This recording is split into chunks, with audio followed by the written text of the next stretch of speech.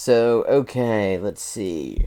Oh, God. Jordan Peterson debunks white privilege. Yeah, I mean, he of all people would do an amazing job of that. Maybe you can say something about Ashkenazi Jews, because he likes to do that. Oh, hey there! Wow, two whole people at once. This is this is unusual. Two whole people. Okay, and I think we've even worked out my audio better. So now we're going to look at PragerU explaining why we should all support Israel, as told by one of the biggest assholes to run Canada. Well, actually, is a fairly average asshole to run Canada.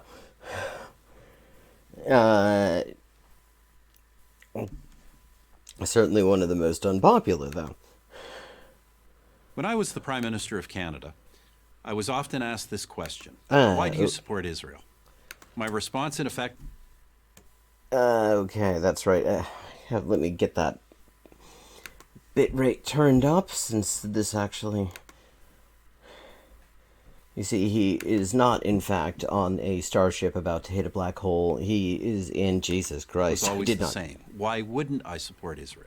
Yeah, because he's exactly the sort of asshole who would. Nation where open elections, free speech, and religious tolerance would be significant improvements to the way the country is run. Are the everyday norm. Why wouldn't I support a country with a vibrant free press and an independent judiciary? Yes, but we're talking about why you would support Israel. No, actually, yeah, I guess, by their standards, I mean, it's sort of a step up from, like, fucking Adam Carolla. Yeah, I'm not even sure how you measure that. But, yes, minor client state tyrants. I guess that is a big get, because normally, I mean, it's like fucking Liberty Hangout, what's her name? Who likes to walk around and sort of offend people. I mean, I don't know, it's like that's the caliber of people they usually get on. Or Jordan Peterson. Why wouldn't I support a valuable trading partner and a wellspring of amazing technological innovation? Why? Well, yeah, yes. I mean, no pity about the racism, but of course, since when did he ever object to the racism? Why wouldn't I support our most critical ally in the Middle East and in the international struggle against terrorism? In a rational world, in a world where simple common sense prevailed, we would never have heard of this fucking guy, because we would already have communism. The question, why do you support Israel, would be like asking, why are you eating excrement? Why do you support Australia? Yeah, and see, here's the thing. Let me help you out with this, because I kind of don't. But I could see why you would. I mean, you do you. Or Canada. Yeah, same issue. But we don't live in that rational, common sense world. So the case for Israel has to be made over and over. I, for one, am happy to make it. Yes, I mean, he's happy to have any non-hostile audience these days, I'm guessing. But PragerU, I mean, it's like probably that's as good as it gets for him. I mean, they're mostly just surprised that there are Americans who actually remember even one Prime Minister of Canada, let alone one who isn't even currently Prime Minister anymore. Let me start with this. Every military action Israel has ever taken has been to protect itself. Yeah. There's actually a very interesting book written by an academic at one of the absolute most elite strategic think tanks in the Israeli military, a guy by the name of Ze'ev Maoz. And what he did is he basically did a meta-analysis. This is for like the Israeli Rand Corporation. This is about as mainstream as it gets. This guy isn't an anti-Zionist or anything like that, isn't even particularly critical of the regime, but he did carry out a comprehensive and very long analysis of all of the historical scholarship on every major military action Israel ever took. And what he came to the conclusion of is there was not a single one that could even remotely be claimed to be self-defense. He called them either wars of choice or wars of folly. See, what I said, he is, a sort of mainstream dickhead in that sense. He's not going to just call it wars of racist aggression, which they were. But even somebody like that, at that level within the regime, cannot come up with a serious way to make this argument. Israel is not an aggressor state. It's a defensive state. Yeah, so when did the Palestinians attack Europe to cause the Zionists to invade Palestine? That's what I'm still working on. I mean, obviously that must have been a part of World War II that doesn't get talked about much. This has been true from its founding to this day. Yeah, apart from the ethnic cleansing and... Fledgling nation in 1948, Israel was immediately attacked by its Arab neighbors. Also not actually true. Let's... Their goal was not to contain the tiny new country. It was to annihilate it. Yeah, sort of like their goal was to eliminate in one way or another the indigenous Palestinian population that got in the way of having an artificial settler majority. And see, it's funny because last I heard, this sort of thing, people like Stephen Harper with that big fucking pro-Israel human rights museum in fucking Winnipeg, called that humanitarian intervention on much flimsier grounds. So, I mean, interesting. Very selective there. No nation came to Israel's aid, not the... well, except for the United States, the Soviet Union, Czechoslovakia, United States, and Britain. My country, Canada, not the United Kingdom. No one. They all thought Israel would lose. Well, that's true, though. They all did think Israel would lose. In fact, the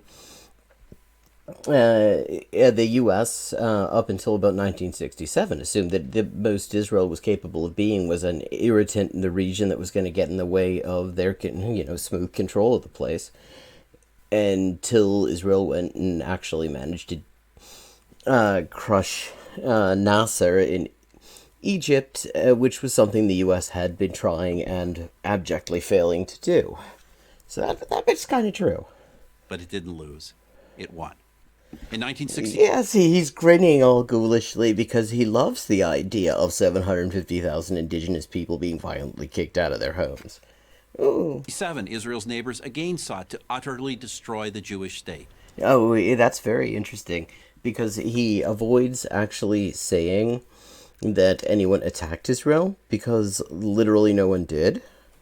In fact, there was not even an indication that anyone was getting ready to attack Israel. And nobody...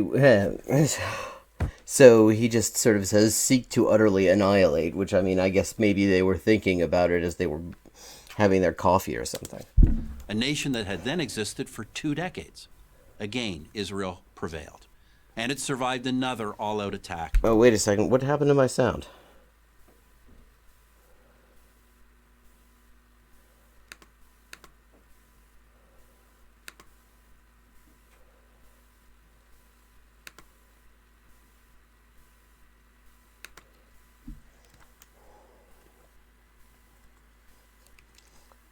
Okay, what the hell?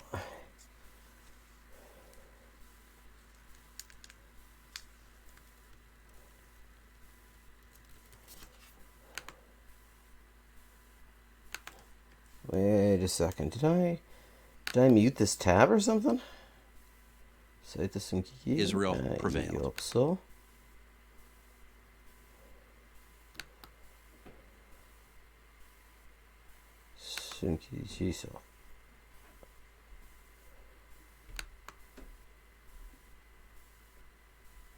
Single day in Israel. The U.S. was not de facto in opposition, actually. I mean, the U.S. was providing military aid. And the U.S. was actually one of the first to recognize Israel. But what the difference was that the level of aid was actually extremely low and not all that consistent, because again they didn't really see it as any kind of potentially useful entity to have there.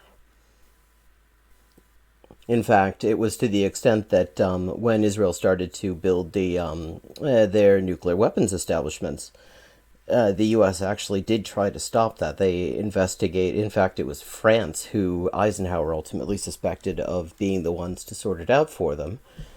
1 second, please. Um. So.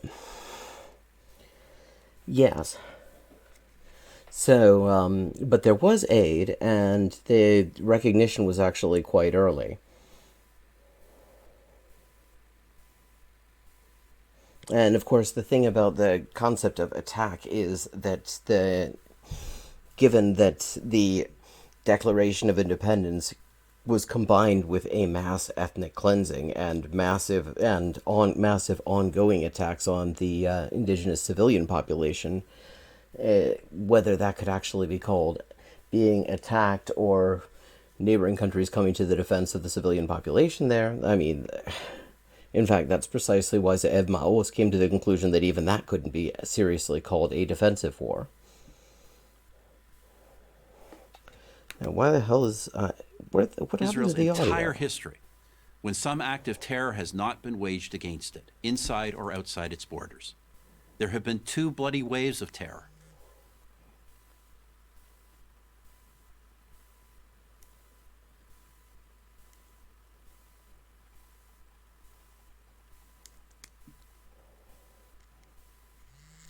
So-called intifadas.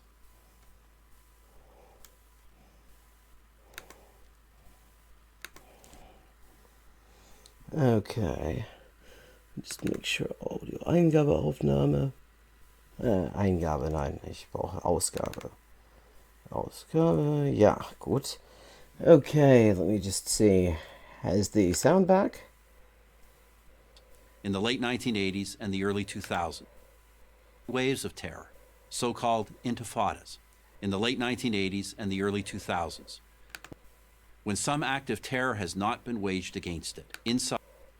But I'm not sure there's been a single day in Israel's entire history when some act of terror has not been waged against it. It's funny because the Ministry of Foreign Affairs in their official propaganda actually lists quite a few extensive periods in which nothing like that happened.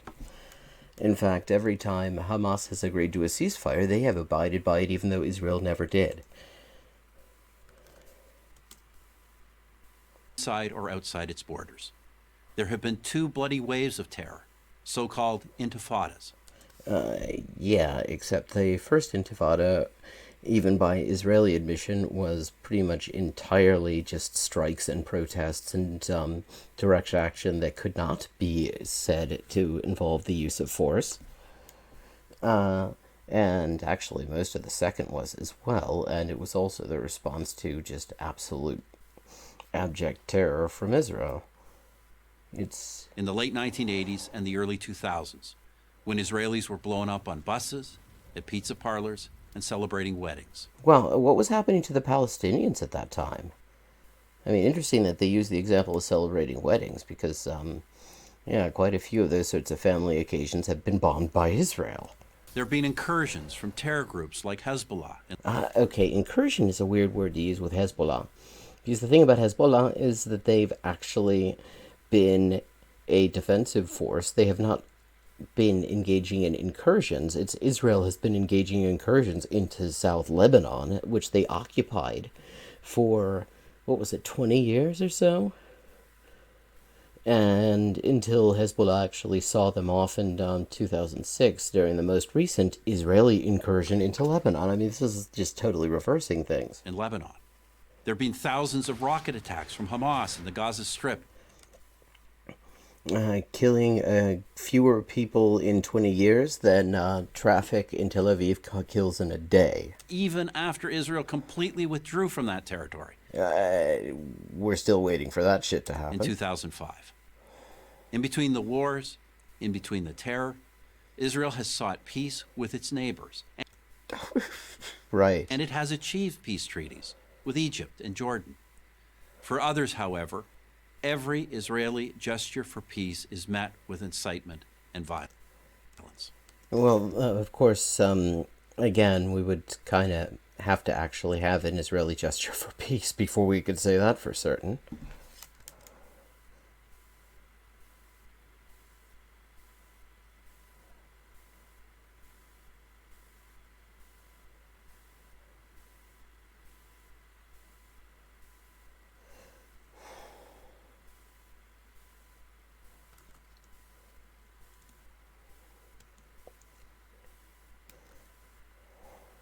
Yeah, I mean it's true. Neighboring countries did send troops to defend the domestic population and prevent this colonial regime from being set up. But it's just not the way he puts it. He acts like it's some sort of unprovoked attack. I mean, it was an attack by Israel on the indigenous population, which was followed by a retaliatory attacks from neighboring countries. I mean, the issue is, I don't think you're defending it, but I mean, the issue is the way he's presenting it, which is as if Israel just sort of peacefully said, okay, we're going to be independent now, and then people just attacked out of nowhere, and of course that's just bullshit. I recount this history for one reason. Any nation that has endured what Israel has endured could easily have become a police state. Wow, you mean kind of like what Israel is? But through it all, Israel has never abandoned its commitment to the rule of law, to democracy, to tolerance. Yeah, because you can't abandon something you never had. 1/5 of its citizens are Muslim. 1/5 of its citizens are Palestinian, some of whom are Muslim, many of whom are also Christian. They enjoy the same rights as Jewish citizens. Actually, in fact, it's actually been really kind of telling the way the response to the BDS demands has been, because every time that somebody points out the demand for equal rights, the response is, well, equal rights, an end to the race laws would actually destroy Israel. I mean, but at the same time, they also claim, oh, there's no inequality in the first place. They occupy key positions in the nation's courts, press, and government, and they have their own parties representing them in the Knesset. No, I wasn't responding to you just now. I was responding to Erica and just clarifying what I'm saying on the about 1948.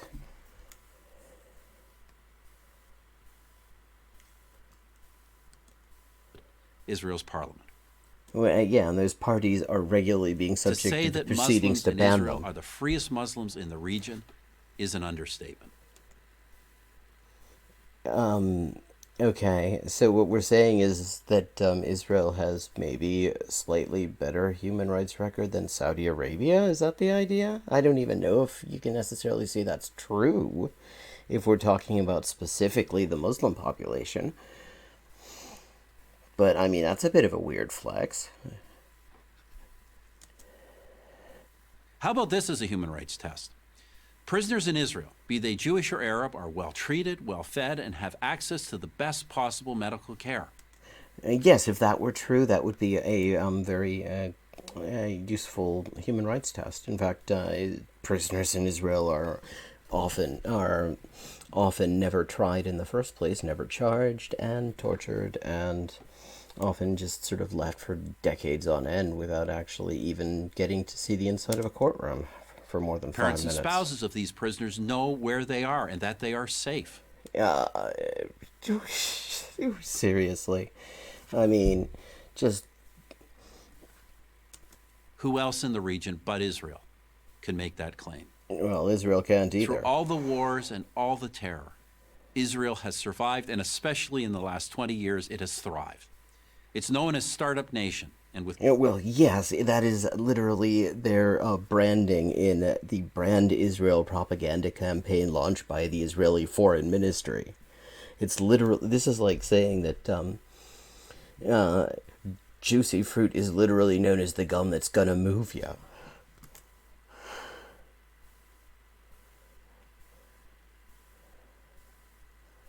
Yeah, yeah, the U.S. was the first, but what is true from what you were saying is, yeah, exactly, having a better human rights record than Saudi Arabia is a bit like being a better men's footy team than the U.S. But yeah, I mean, but what you were saying about the U.S. and aid was more or less accurate in the sense that the aid as we know it started in '67 after the sacking of the West Bank and Gaza and Sinai. But they didn't, they weren't receiving no aid. It was just very inconsistent. It was just sort of enough to try to hook them a little bit. Good reason. Key components of your cell phone and your laptop were designed in Israel. So what? A drug or a medical device that has saved your life or the life of a loved one may have been developed in Israel. Yeah, and the meth that got you high this morning was made in North Korea. Is that a reason? Is that a reason to praise them now? Yet there are leftist politicians, activists, artists, academics, and college students, all of whom have no faces. Wow. It's like that episode of Doctor Who where everybody starts looking at the coronation and it rips their face off because monarchism is dangerous. who devote their lives to denouncing Israel, calling for boycotts, demanding it be cut off from academic and professional societies. Do they denounce the Palestinian leadership that hasn't held an election in well over a decade? They're not allowed to. The last time that the Palestinians were allowed to hold a fucking election, Israel and the U.S. actually tried to start a coup in order to prevent the results of that election being implemented. Fucking Abbas, who, the sort of mid-level bureaucrat in Israel's Palestinian Authority, still gets to be called president by the Israeli government, who picked him. Basically, his only friends at this point, his main supporters, even though his term of office ended in 2009.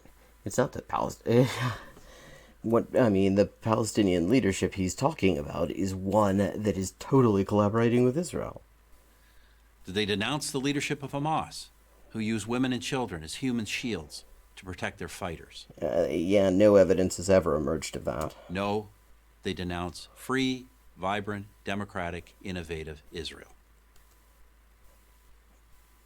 With all the brutal and violent regimes, not only in the Middle East, but around the world. All of which are also supported by the U.S. and Canada. I mean, come on. This guy was one of the best friends Saudi Arabia has ever had in Ottawa.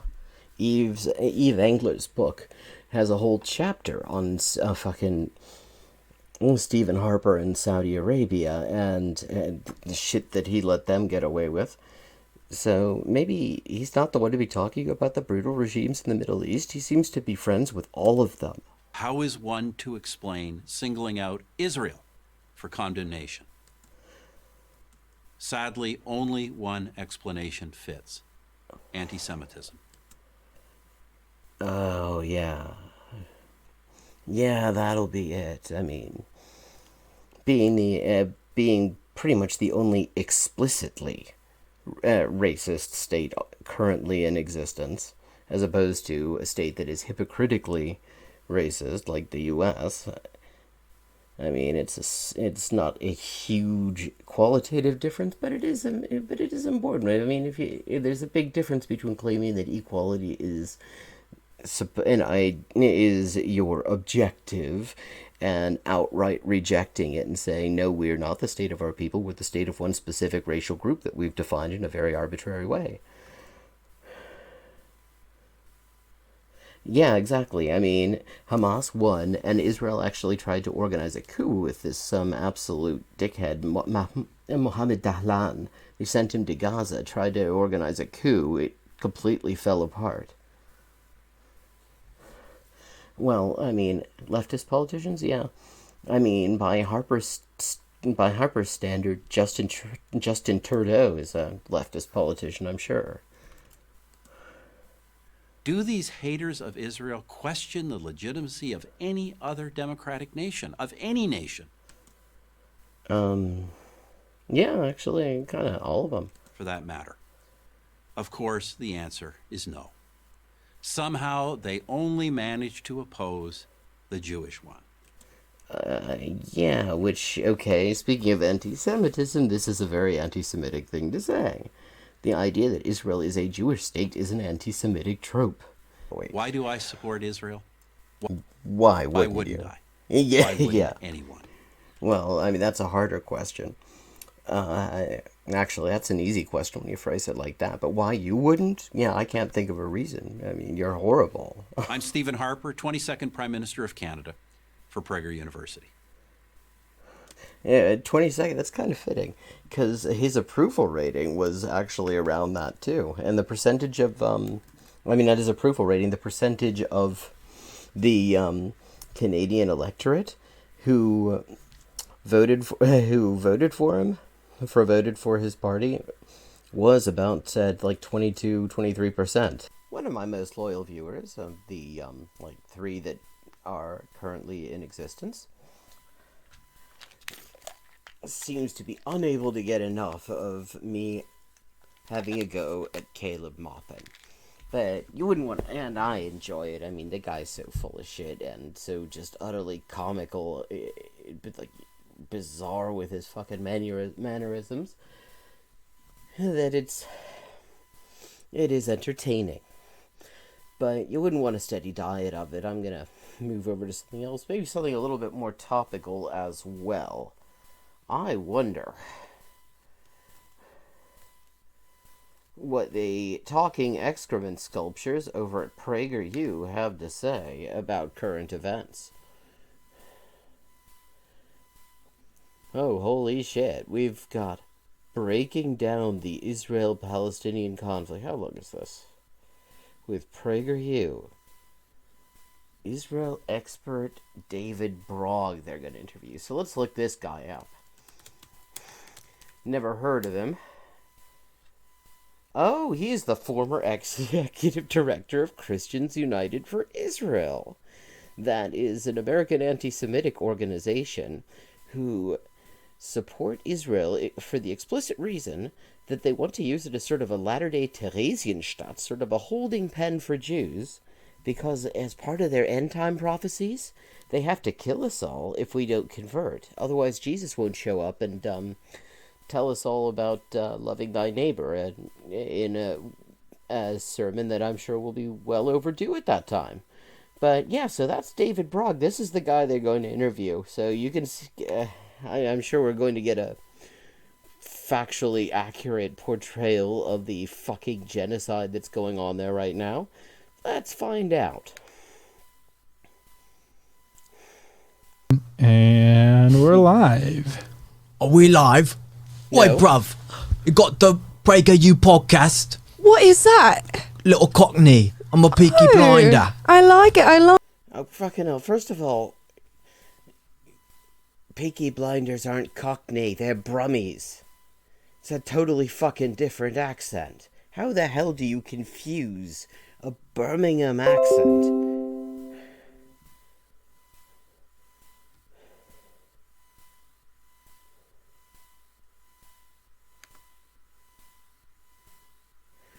with Cockney?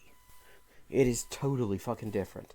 So already, like, these people are just sort of fucking ridiculous.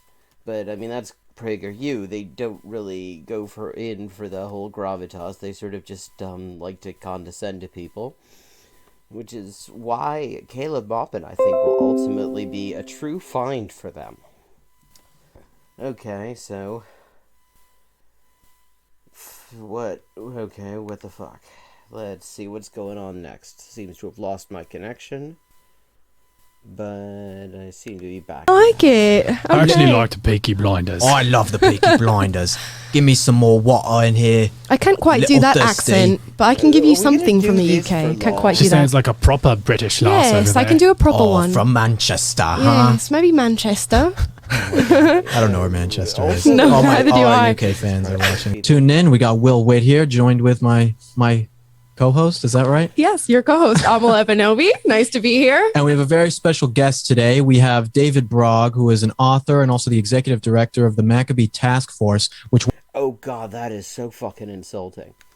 Okay, so is David Brogg, who I'd never heard of. Let me get the resolution up where it belongs on here so you don't have to be squinting. And we really don't need to see PragerU's fucking chat. Okay, so the guy in the genocidal anti-Semitic pro-Israel group, yeah, that one, is now the executive director of something called the Maccabee Task Force? Like, do you know who the fucking Maccabees are?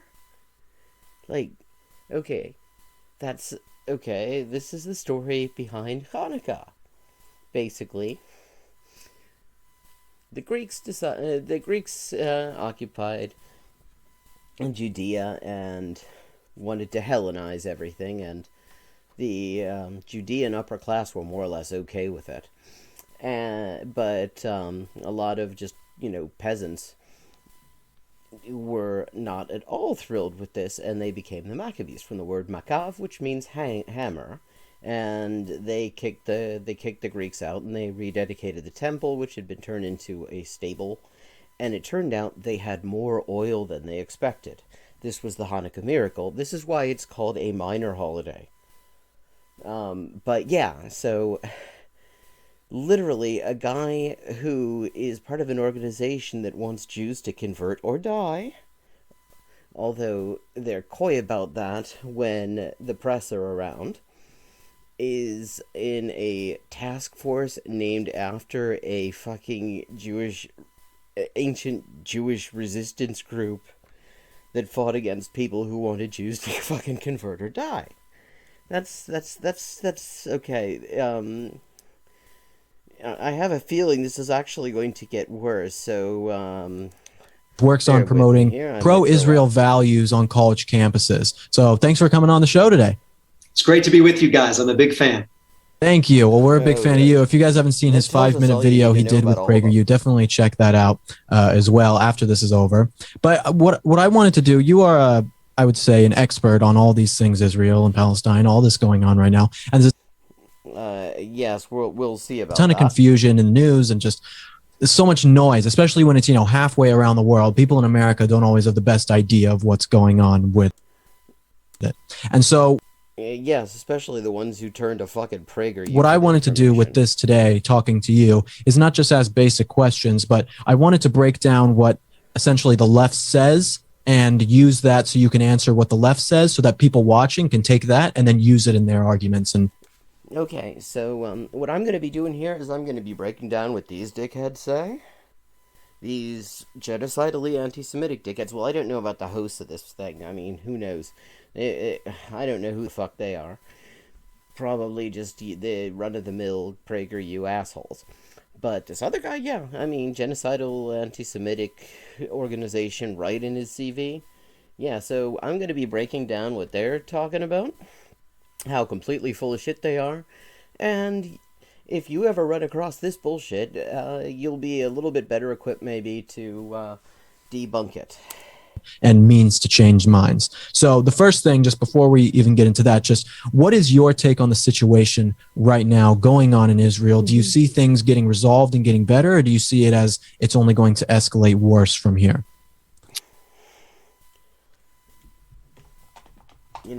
I'm kind of wishing I brought the bourbon down.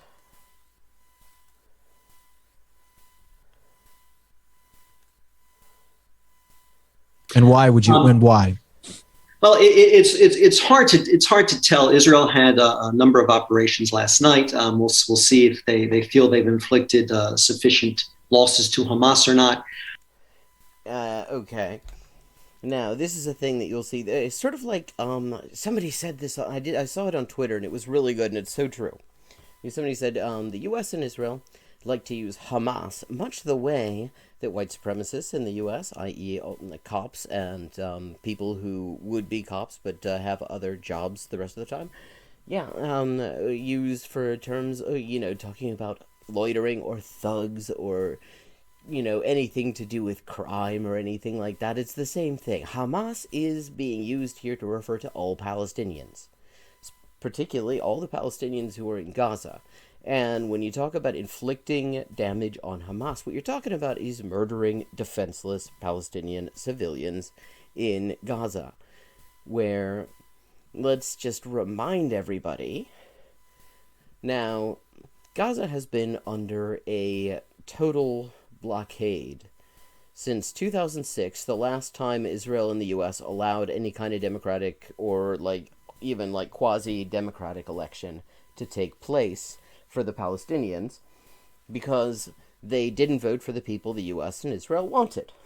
And so they have been blocking most food, humanitarian supplies, and everything that's needed in order to reconstruct the infrastructure which Israel and the U.S. have bombed to shit. And I will be saying Israel and the U.S. because Israel could not do this without the U.S. Those are U.S. planes they're using. It's just the pilots are Israeli, and some of them are probably also from the U.S. as well, because a lot of Israelis are. So, yeah, I mean, Gaza at this point has basically no potable water because the U.S. and Israel destroyed their sewerage treatment plant, did not allow it to be rebuilt. Similarly, their power grid is wrecked. Their agriculture has both been wrecked repeatedly, and... Oh, have I got somebody in here? No, I didn't even know what the hell that sound was. Oh, well. Yeah, not just because that gets bombed and the army just sort of destroys their farms and things, but because Israel literally keeps on claiming an ever larger buffer zone, which is to say an exclusion area of the already most densely populated area in the entire fucking world, in which no Palestinians are allowed to go on pain of death. And that's actually the overwhelming majority of their farmland is affected by that, and to some extent the UN was saying years ago already that Gaza was going to become uninhabitable probably by 2020, and judging from the reports one gets from Gaza, that's exactly what's happened. It is totally uninhabitable, and there is no end in sight. One remarkable thing was human rights groups actually had to fight in court for years to get a document on the exact parameters of the blockade, of what food was allowed in. And eventually it's called the Red Lines document. Look up Israel Red Lines document, you'll find it. I believe it's been translated into English. It's been a while since I looked at this. But what they did was work out the absolute bare minimum caloric requirement for survival of every person, adult and child, living in the Gaza Strip. And that would be fucked up enough, except that they have never let in as much food as their own figures say would be necessary for the bare minimum for survival. That's the situation in Gaza. And the thing is, okay, there have been two already just major massacres by the U.S. and Israel in Gaza. There was the one that was timed around the U.S. election cycle 2008-2009. That was called Operation Cast Lead or Feret Yitzukah, which, I mean, was absolutely horrifying. I was actually involved in translating the UN fact-finding mission's report on that. And the result is I had to read all these detailed findings about it. And I'll tell you, that was horrifying. I mean, it was just... It was some of the most traumatic reading I've ever had. Thing is, the one after that, 2014, that was even worse. That was way worse. Oh, hello, Witchy Princess. Yeah, thank you for joining us. Okay, so now here's the fucked up thing. Here is the thing to take away from this, if nothing else, though.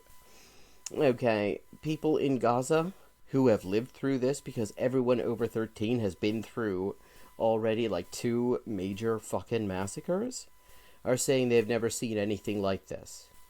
Think about how fucking bad it has to be for people in Gaza to be saying that they've never seen anything like it. I mean, it's just deeply fucked up, and it is. So this guy, you'll just see what kind of a ghoul he is if you have this background, just in case you didn't catch it. Anyone who's watching it who hasn't.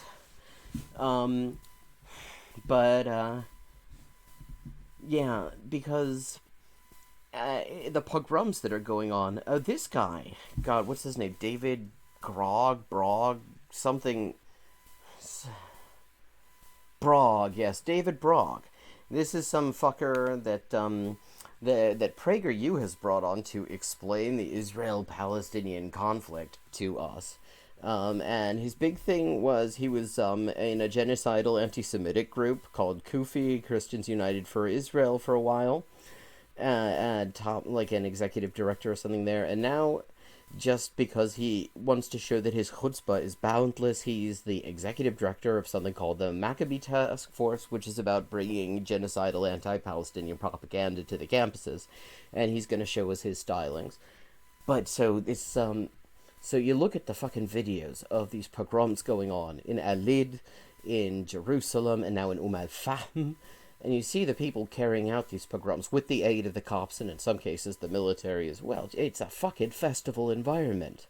It's like those postcards of the lynchings that you see sometimes in the States with where people are fucking having a picnic around it. That's the atmosphere. Meanwhile, in the fucking Gaza concentration camp, which is what it is, it has watchtowers, it has barbed wire, it has fucking... they have absolutely no control over who's allowed in and out, and Israel can just invade them. Well, invade is weird because they're already occupied, but send the tanks in at will.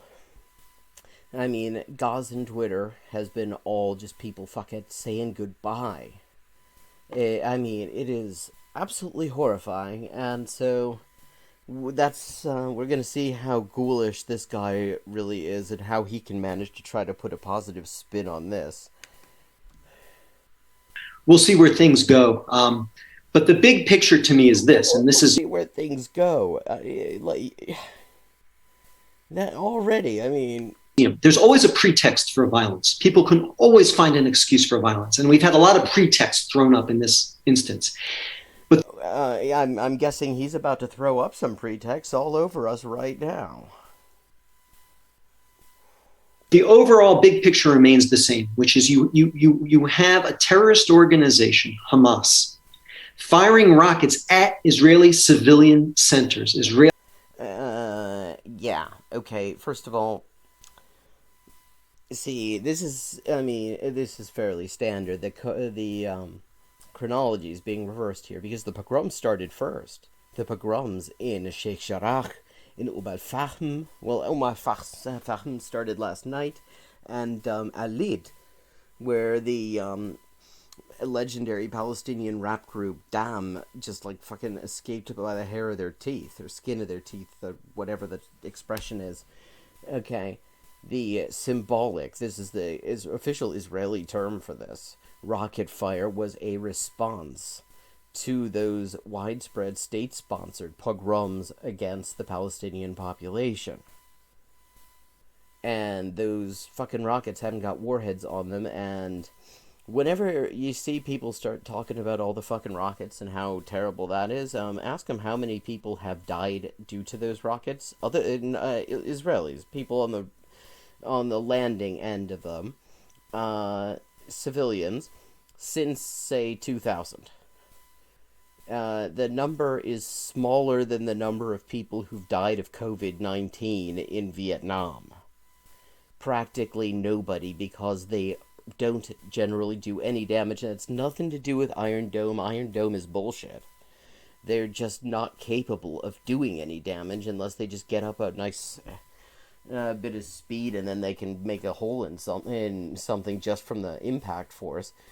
But these are not, I mean, they're talked about as if they're some sort of ICBMs, but the reality is, New Year's Eve in Berlin, you see more fucking explosive power. Israeli cities and Israeli towns, and you have Israel doing what any other government on planet Earth would do, which is trying to defend... Which is trying to ethnically cleanse majority Palestinian areas. And its citizens from terrorist rocket fire by going after the people firing the rockets. The people firing the rockets aren't in al-Fahm, Lid, or fucking Sheikh Jarrah. Yeah, notice he's very skillfully not even talking about that, and that's telling. Because if this guy, his entire job is to do propaganda for U.S.-Israeli atrocities. If he thought that there was a way to make his target audience think that was a good thing, he'd be showing us right now. And maybe I'm wrong, maybe he'll be showing us pretty soon, but he seems to have skipped it over it completely, which tells me he knows that this shit, there's just no way to put a happy face on that bullshit. By the way, how'd you find me, by the way? Do we know each other under another name by any chance?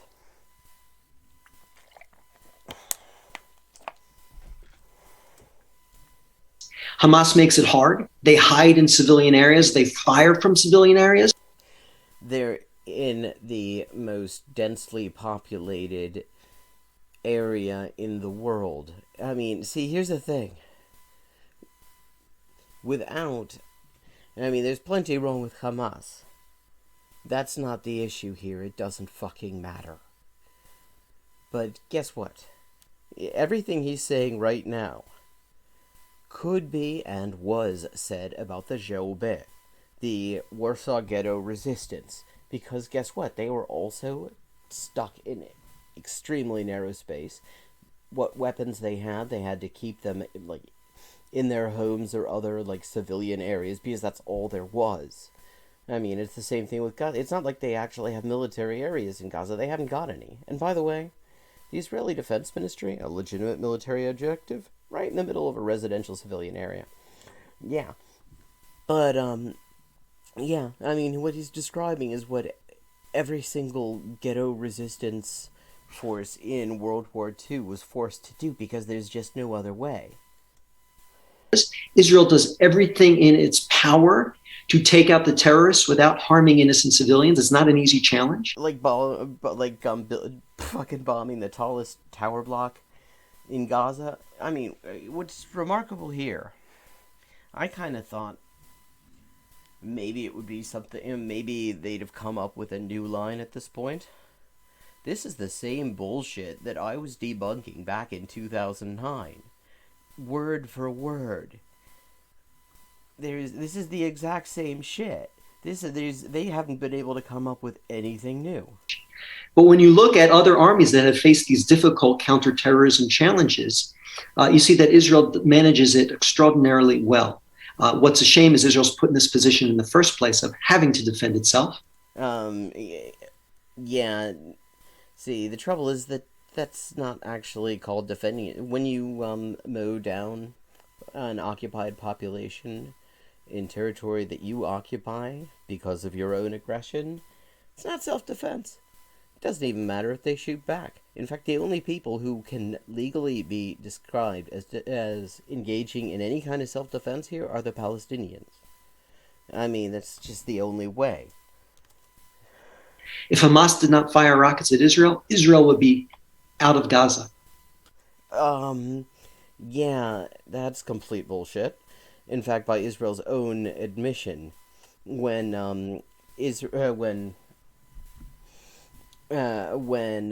actually agrees to ceasefires, it's been Hamas usually offering them, and Israel usually responds with massacres. Hamas actually very scrupulously observes these ceasefires. This is by Israel's own admission. The Ministry of Foreign Affairs actually has figures on this because it's such an important propaganda point for them. And where the ceasefires are, there are no rockets from Hamas. That's even when Israel does not abide by the ceasefires, and they have yet to abide by a single one. Because a ceasefire means an end to hostilities. A fucking blockade that's keeping out food, medicine, and reconstruction supplies? That's a hostility. If you're going to have a ceasefire, you have to stop doing that shit too. And they have refused.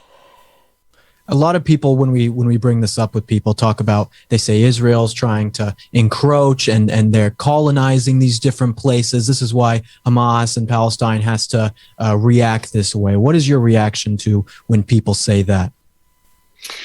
It's a longer story than we have time to get into, but yes, because the thing is, it's actually true what he just said, and he doesn't have a good answer for it. And, I mean, it's actually kind of nice to see these pricks get tongue-tied to the extent that they have to sort of move these subjects off to another day so we don't have to talk about so that they don't have to try to justify these things and come up with some line of bullshit that they weren't prepared to give. I mean, I'm actually kind of surprised that usually I would expect the person in something like this who's being interviewed to have been given the questions. I would expect this to be scripted. But clearly, he didn't know this question was coming because he isn't prepared to answer it. And the guy asking it doesn't realize what a big hole it actually knocks in the propaganda this guy's here to spew. But basically, you have two nationalisms competing in a small space. You have Zionism, Jewish nationalism, Israel, and then you have Palestinian nationalism, often combined with Islamism, that doesn't want the Jewish state to exist. First of all, see, here's an anti-Semitic trope that you hear a lot. Israel is not the Jewish state. It's not a Jewish state. It is the state of the Zionist movement. Most Zionists are not Jewish. In the U.S. alone, there are 150 million Zionists. On the entire planet, there are 14 million Jews, and not all of us are Zionists. I'm not one. So, yeah, we are a tiny minority in the movement that state represents. And the idea of calling it the Jewish state, which, like, Israel itself loves to do, is to sort of lump us together with their shit in order to create this sort of false equivalency where we get blamed for their shit. It creates more anti-Semitism, which is actually something the Zionist movement thrives on, because the only Jews who are going to move over to their little colonial regime over there are Jews who are scared. So a situation where we get blamed for their shit creates more scared Jews, more likely, and so it's beneficial. And anti-Semites like this prick, I mean, they don't need a justification for liking anti-Semitism. It's just that his job is to be anti-Semitic. In Israel. Israel's offered multiple times, and this is the PragerU video I did. I talk about the 5 times, 1937, 1947, 1967, 2000, 2008. Yeah, this is going to be bullshit. First of all, because Israel didn't exist in 1937 or 1947. So Israel didn't offer anything. Second of all, these are, he's like describing the immediate preludes to times when Israel has either engaged in mass ethnic cleansing against the indigenous Palestinian population, or taken over more land, or done both. So, yeah, I mean, these generous offers always turn out to be complete bullshit. Israel's offered, the Israelis say, hey, we have rights to the entire land, but for the sake of peace, we'll share it with you. Except they don't have rights to the entire land. And they've never offered to share it with the Palestinians. In fact, the whole point, there's something called the demographic problem. And in Israeli political discourse, it's a big one and has been for a long time. The issue is they can't maintain an artificial Jewish settler majority within the state, and they consider that important because they want to be, at least pretend to be kind of democratic. And if they become a minority within their colonial regime, then they can't even pretend to be democratic at that point. So there's never been an interest in sharing the land. There has been an interest in kicking as many Palestinians off as possible. In fact, the official formulation is maximum Jews on maximum land, minimum Palestinians on a minimum land. We don't want to, quote unquote, occupy you. We don't want to have a military presence in your population center. Funny, they don't want to, and yet they've been doing that the entire fucking time. Incidentally, I was actually just playing chess before this. I sort of play chess, then I do stuff like this, and then I play more chess. So you just came in right on when I'm doing something else. I am taking a break from the chess and dunking on these assholes. Tragically and unfortunately, the Palestinian leadership has turned down every one of these compromises. Because none of them have been compromises. Often quite violently. And thus Israel has to face a situation. Yeah, you see, he skipped over 1948 when it expelled 750,000 Palestinians. They and their descendants have never been allowed back. And that's actually how much of the population of Gaza ended up there. Situation where if it does not have a military presence in the West Bank, the absence of Israel's military presence opens the door to terror cells, terror labs, and waves of terrorism. Yeah, no. Because the thing is, the whole reason there's Palestinian resistance is that there's this colonial regime on their land. If they didn't have the colonial regime on their land, they wouldn't have to fight. Israel pulled every last soldier and civilian out of Gaza as an effort to jumpstart peace. Israel... No, actually, they didn't. I mean, they actually very explicitly said this was nothing to do with peace. It was to do with cutting their losses.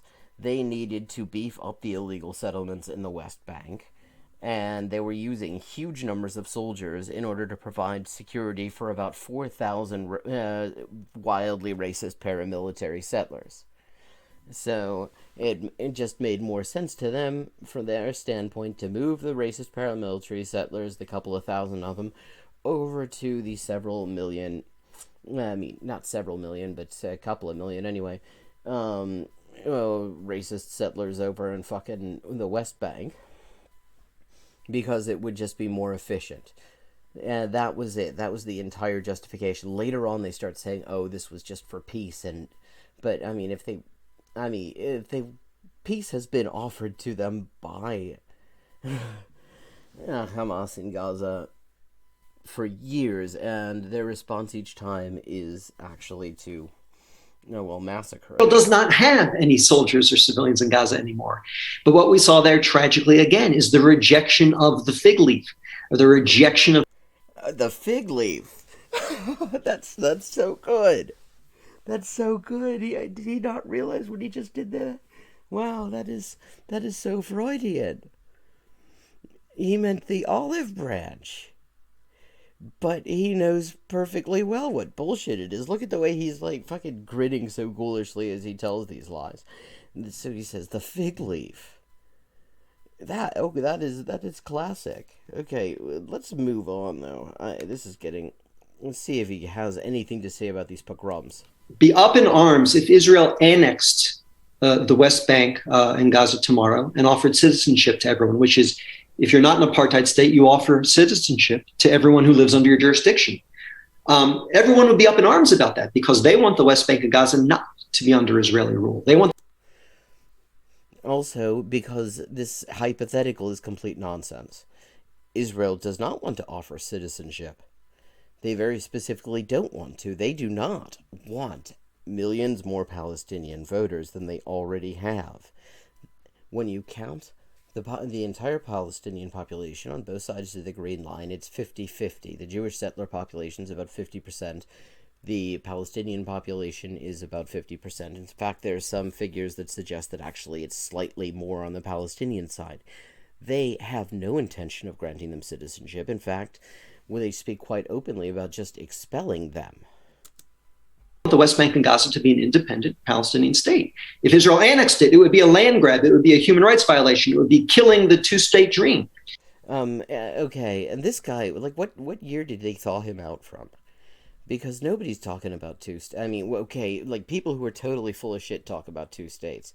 Two states has not been the thing that anyone has been calling for. Two states, by the way, is apartheid. That was actually the end game of the apartheid in South Africa, was to get all these Bantustans, these little reservations recognized as independent states so that the apartheid regime could wash their hands of them. That 2 states is literally apartheid. But, I mean, nobody's calling for that because it's just ridiculous. Where the hell are they? You have the entire West Bank is full of these fucking settlements that are designed to ensure that there is no way that there could be Palestinian territory that's contiguous. And Israel does not offer 2 states. They very specifically refuse to offer any kind of independence, even to these Palestinian Bantustans that they have, even though they like to wash their hands of it. What people have been talking about for quite some time now, particularly in the connection to the BDS campaign, is, of course, fucking equal rights for all of the people living under current Israeli jurisdiction. An end to the race laws, just full equal citizenship, the right to return for all the refugees who were forcibly kicked out of the country, out of their homes back in 48 and since, and an end to the occupation. That's what people are talking about. I'm talking about 2 states. Where the hell does he even come from with this bullshit? This was streamed today, and he's still talking about this crap. So they would complain if Israel did that. Israel hasn't done that. Instead, Israel has offered these territories to the Palestinians for their own state. No, it hasn't. Israel is continuing to take these territories every single day. There's basically nothing to it. There's practically nothing left. If you actually look at a map, and of course he hasn't brought one. He could easily find one in his line of work. But the thing is, the minute you show somebody a map of what these territories look like, you can see the problem. But when Israel offered it to the Palestinians of the West Bank in 2000, they didn't say yes. They didn't come back with a generous counteroffer. Because there was no offer, and why the fuck should the Palestinians be generous? I mean, Israel is on their fucking land. Israel is not even offering the absolute minimum that by law Palestinians are entitled to. Look at that guy, a fucking little grin here because he knows how full of shit he is. They started a wave of terrorism called the Second Intifada. The Second Intifada, that's complete bullshit. And, of course, it wasn't in response to a generous Israeli offer. There wasn't one. Even the guy who that offer is attributed to acknowledges that. Because it would have been bad for him politically to be seen to make any kind of offer, generous or otherwise. That ultimately killed over 1,000 Israelis, Jews, Muslims, and Christians. Oh, that's cute. Did you see what he did there? Jews, Muslims, and Christians. That's to say, 1,000, and that includes Palestinians with Israeli passports, you see. So what he's doing is he's actually lumping together all of the Palestinians with Israeli citizenship who were killed by Israel, and presenting it as if this was the people. This was the figure of the people killed by Palestinians. Palestinian Authority. A young generation of entrepreneurs. They're building boutique hotels, chef restaurants. They're starting startups. There's a venture capital culture coming to Ramallah. It's the most exciting thing I've seen in a long time. Yes, because it's something you can... Because the day a young Palestinian, a bright young Palestinian says, my future is in building a business instead of building a bomb, and the choice is theirs. They have moral authority. Information. Why does it matter that people hear them? It's because we are actually influencing people. It's because people are hearing what we have to say. They know that it's actually the truth. They know that conservatism has a sort of pull to it. Yeah, a very small pull to it, and also if there was any truth in here, so far we haven't seen any. It isn't even particularly novel bullshit. Let me see, what else have we got here? We really are the big fish when it comes to conservative media, and that places a really big target on our back. I think we're fully aware of that. We've experienced... Yeah, it really says to me that they're the big fish. I mean, God. They're certainly the ones that have been left out in the... Donate, everyone. We really appreciate it. And also, if you're in the YouTube, you can super chat. I think. this. I Yeah, think you can. Yeah, and that helps Who us. the hell would do That's these helped us out people too. are But going to the financed by website is oil definitely best if you can. billionaires. Yeah, we're fighting for an They need America that's super going to shots. be, the best for everybody who's here. We want everybody to be successful, and a lot of other countries do not have that opportunity. And that leads us into our next video. Wow. Smooth. I was going to do a smooth transition. I wasn't even allowed to. No, you fucking weren't. You stole it from us. I didn't know you were going to do a smooth transition. Okay. Here we go. Well, since Okay, I was kind of... It was interesting to see just how completely lacking in new propaganda they really are.